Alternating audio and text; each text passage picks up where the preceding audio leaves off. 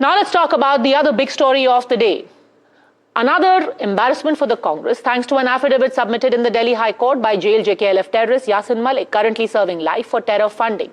In his affidavit, Malik claimed that during his 2006 visit to Pakistan, which was facilitated by the Indian government, he was asked by the then Special Director of Intelligence Bureau, V.K. Joshi, not only to engage with Pakistani political leaders, but also with terrorist figures like Lashkar-e-Taiba Chief Hafiz Saeed as part of a back-channel peace initiative endorsed by the Indian government. Already, that was embarrassing enough. And then quickly, you had Sam Pitroda get into the mix. When he was talking about his experiences of the neighborhood, Mr. Pitroda also jumped in and said that whenever he goes to Pakistan, he feels very much at home, with the predictable result that the BJP accused the Congress of having more love for Pakistan than even its own citizens. Our foreign policy, according to me, must first focus on our neighborhood.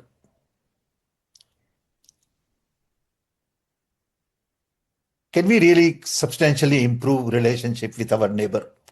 I've been to Pakistan, and I must tell you, I felt at home. I've been to Bangladesh. I've been to Nepal, and I feel at home. I don't feel like I'm in foreign country.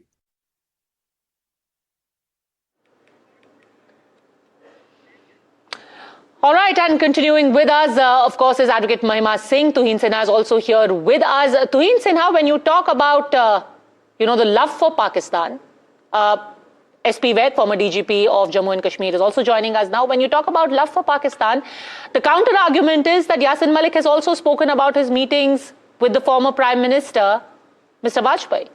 Why are you painting the Congress into a corner?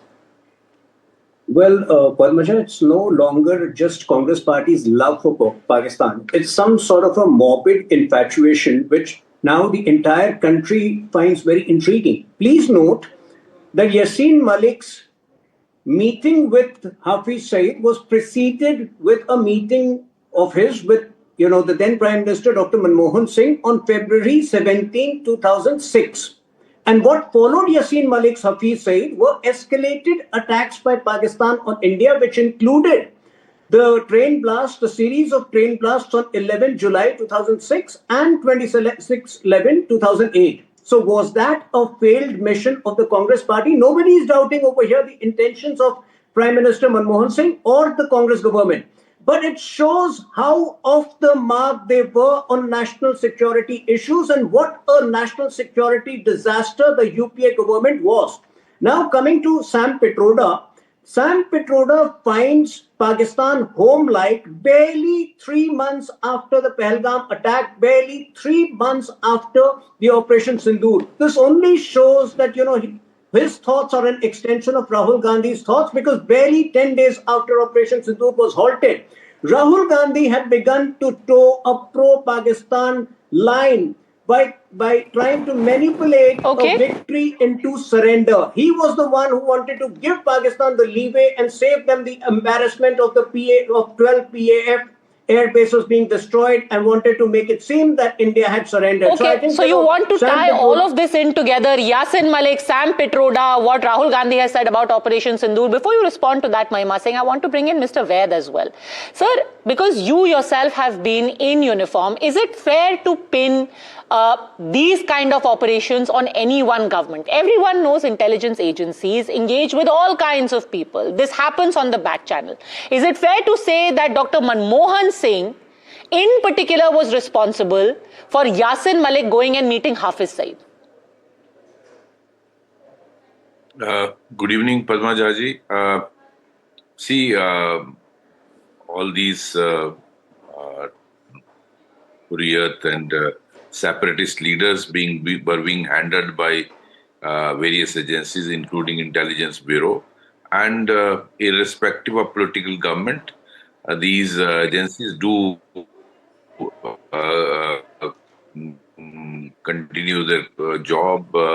Back channel things do happen, but it's very, very. I really doubt how prudent it would have been to use a terrorist like Yasin Malik to approach Hafiz Sayed, who is such a India hater.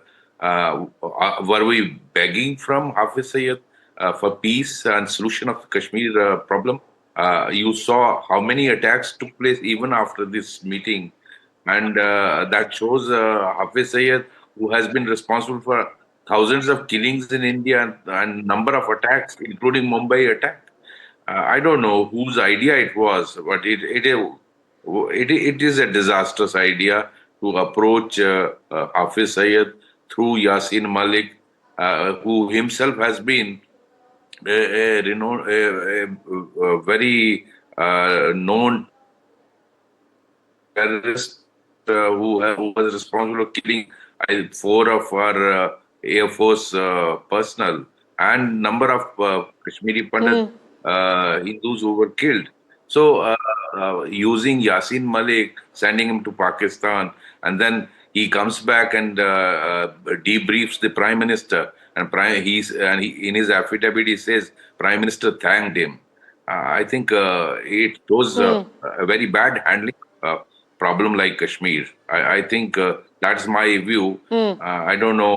Were we using him as an emissary to Hafiz Sayed? And what do you expect from Hafiz Sayed? Is such an India hater. What were we expecting, Mahima Singh? Using a terrorist as a courier with another terrorist, Mahima Singh. So, Padmaja, I was very carefully listening to the BJP spokesperson and then, of course, the revered panelist on your show. But I would say that, there's a very critical question one must ask after reading the 85-page submission that Yasin Malik has made before the High Court. Who issued the passport to Yasin Malik in 2001? It was the Vajpayee government. Not only that, he goes on to tell us that Ajit Doval came to meet him in Tihar jail.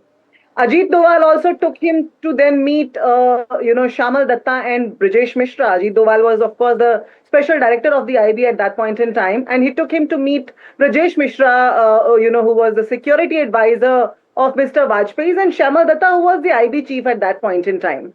And then, Padmaja, what is very interesting and intriguing to watch, that probably what the BJP spokesperson is talking about what happened in 2006 in Mumbai, maybe the seeds were sown in 2001, between 1999 and 2001, when Yasin Malik in his affidavit has written, and I want to read it verbatim. I replied, I will try my level best. From Delhi, I called our General Secretary JKLF's Rafiq Dar in POK and advised him to arrange my phone call with United Jihad Council Chief Saeed Salahuddin.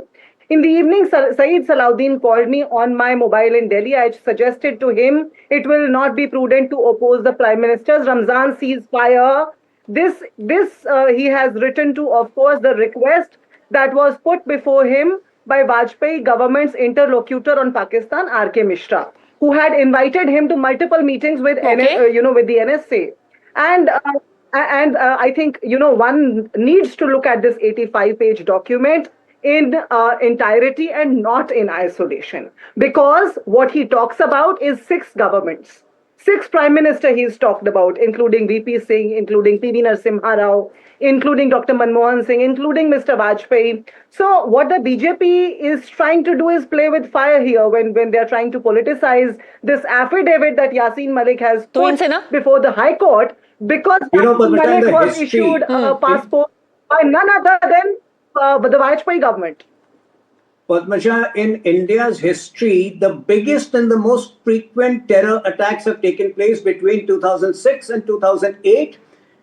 On an average, there would be a bomb blast every 40 days across the country. And that happened. Now we know that that was the result of UPA's miscalculation, misjudgment, and of their attempts to mainstream certain terrorists and make them interlocutors.